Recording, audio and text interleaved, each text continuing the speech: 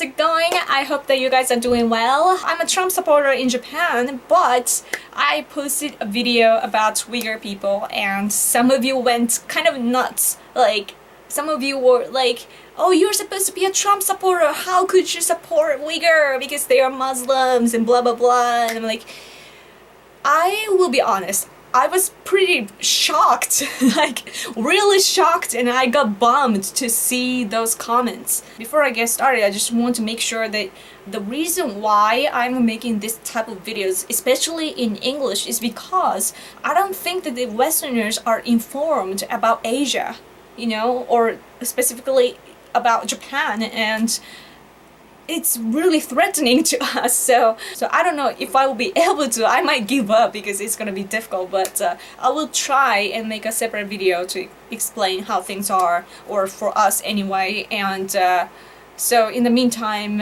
I will really appreciate your respect and patience, and I hope that you guys won't be you know, what you call, like extreme or judgmental just by how things seem to you with your side of understanding. Okay, cool, okay. Anyways, let's get started on today's topic, which is the Japanese wall, which actually works hundreds of years ago. To be specific, it's like 740 years ago. It worked and it exists even today. I just thought that you can use this as an example when you talk about Trump wall to the people that don't agree with you. So once upon a time, which is as old as around the 13th century, Mongolia was huge, like you probably know. It was the biggest nation in the entire world, I believe. In fact, how big was it? Let's open my book. Did you guys know that I wrote a book? This is like 2 years old. I wrote this in 2014 and it came out exactly 2 years ago, like August 6th, like a bomb, right? Anyways, that's me in kimono. It's actually not a proper way to wear it because me and my mom didn't have any idea how to put it on because we try to be traditional, but we are pretty modernized. But anyway, so Mongolia, bam! So this is Japanese version of map, so it might be weird to you, but we're here in Japan, and look at Mongolia. It's like, I don't know what to say, but it's huge. So yeah, huge nation wanted to come invade because probably they wanted to, you know, conquer the whole world or something, or they were maybe just interested in our resources, which are like gold and stuff. But so long story short, they had a lot of soldiers as well, but they came here to attack. The Japanese islands are surrounded by the sea, as you all know, and that's probably the reason why Japan is safe, you might think. It's partially true. That's part of the reason why we're safe, I believe, but we're not completely safe because humans get on boats and they come here, right? And also, it's not a matter of like ancient history too. Like China, even today, comes here like every freaking day. Like they invade into our territory. That's been a problem. Like it's on the news all the time. But like especially the past few weeks, China has been a little out of control. Like they're really coming to get here. But yeah, they are there to get Senkaku Islands, which are ours. Like, it's so annoying, but they come by ships, right? But yeah, and the government hasn't been doing anything at all, almost. They just show their emotions like, oh, we feel furious, and they do nothing, and we're like, we're really angry. But yeah, I might do some political demonstration or something like that. But anyways, let's put that aside because if I start talking about it, it's gonna go on for hours and hours. So the Mongolian military consisted not only Mongolians but also Koreans and Chinese. And they came to attack Hakata Bay, so our shogunate decided to build walls around the bay to protect ourselves. But we still have the remains of the walls, even though the most of them are buried, you know, and that's why, you know, they are preserved. But we even know who built the wall and stuff because we keep all the records, you know, and we, like, Japan has been Japan all along for over like nearly 3,000 years. And we can do that unlike China, because China has changed like one after another, right? So they burned and destroyed all the documents and stuff every time the power changed. That's why we have all the things that we have. But yeah, we also have technologies to preserve and stuff. But anyway, so I visited one of the remains recently, and one of the signs had an English explanation, so I will read it to you. The Mongol invaded Hakata Bay and landed in Fukuoka in 1274. The Kamakura shogunate therefore ordered Kyushu warriors to build the stone wall for 20 kilometers long along the beaches of Hakata Bay in 1276, and the stone wall of nearly 3 meters high was completed in 6 months. The second invasion of 1281 failed to land because of the stone wall and attacking the Mongol fleet. And this information comes from the Board of Education of Fukuoka City.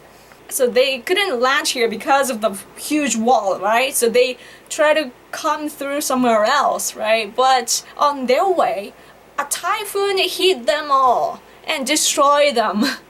And that history is carried on today as kamikaze. So kami means like, in your culture probably like God, but it's not Jesus Christ, but like superpower, you know, like a divine stuff.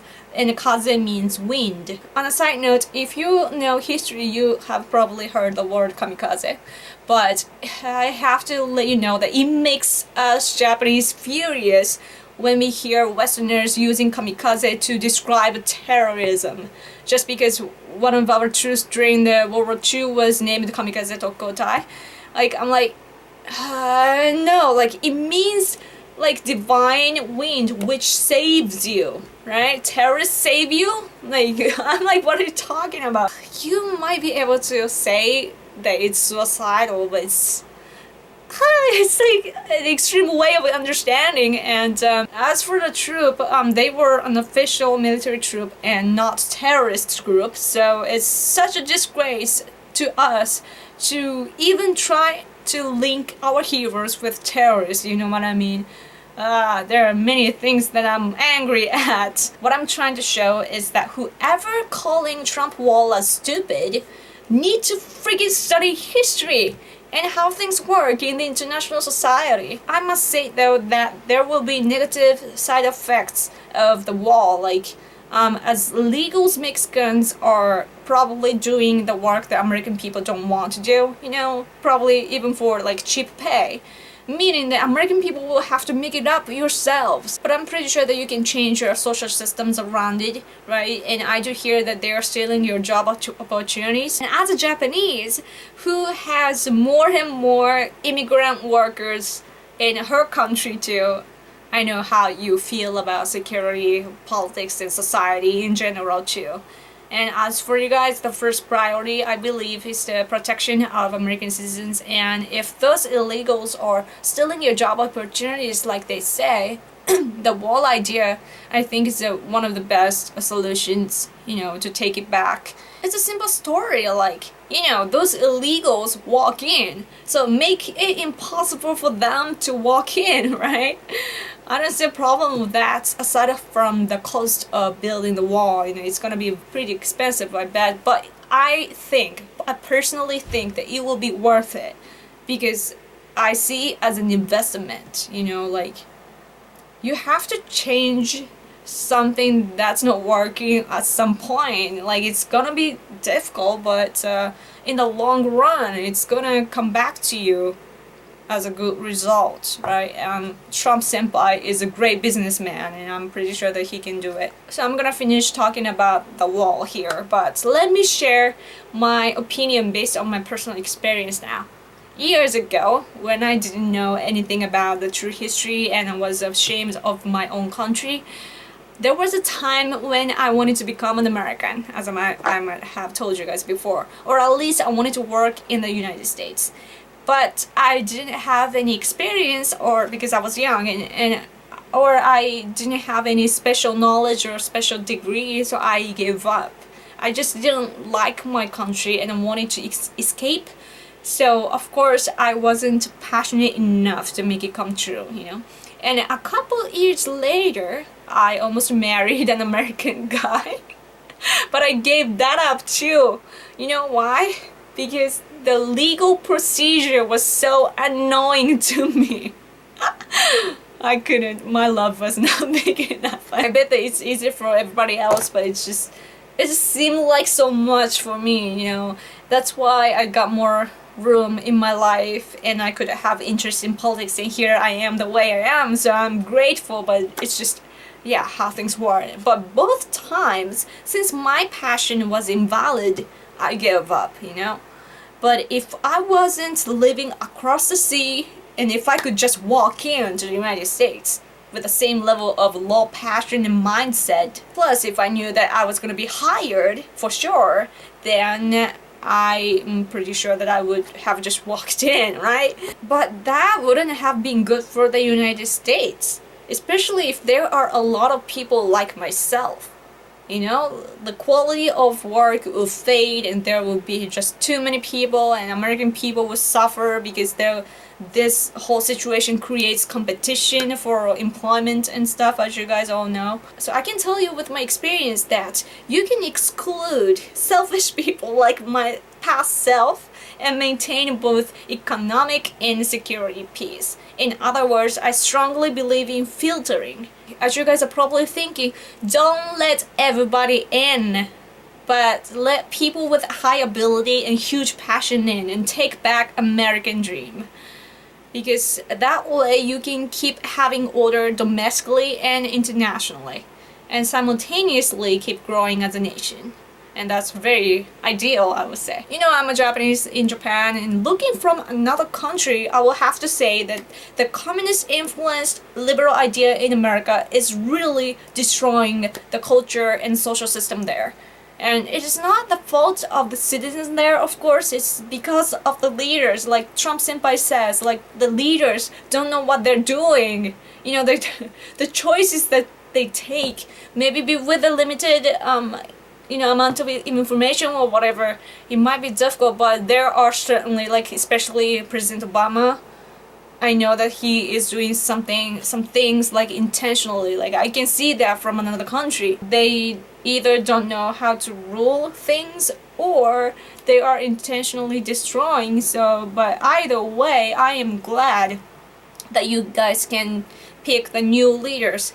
I love America, and that's one of the reasons why I'm wishing you guys the best. But another reason, which is realistic, is that I have to say that the U.S. is the biggest country in the world, right? Like, have you seen the comparison of the GDP? Like, okay, so the first is America, right? The second, it's supposed to be China, according to their information. I don't trust it, but whatever. So the second place is China, and the third comes my country, Japan. But I saw the numbers, and in America, it's like, sorry, I spit it because it's so funny. It's like, it's huge. It's like, the number is so much different. I was so astonished. I checked that yesterday. I'm like, wow, you guys your countries is pretty huge, and at the same time, you guys are our strong ally too. So we need you to be strong, and we need you to be stable. And we need you to be safe too, because you're an easy target, right? Otherwise, the world will encounter chaos and disorder for sure. And unfortunately, thanks to President Obama, we're seeing, yeah, the symptoms of how things will be, right? As a Japanese, I have to say that I'm pretty frustrated, you know, about this situation that we are in. The Chinese Communist Party is just out of hand. And if Japan was strong, things would have been so much different. But we can sum it up as the conservatives in both Japan and America have been losing. That's why we have to fight against each other, and that's why we are in the situation that we are in right now. So we really need to get stronger, and we need to spread the truth so that we will have more people on our side and we can keep the world peace. It's so frustrating. Liberals have, or communists have, an international network, and conservatives don't have that, and we have to, or I guess the world has it, but Japan is not in it, so I'm trying to, you know, keep up with the world. So Yeah, but anyways, I hope that this video somehow fit your thoughts. Thank you so much for watching, guys. I will talk to you guys later. Bye.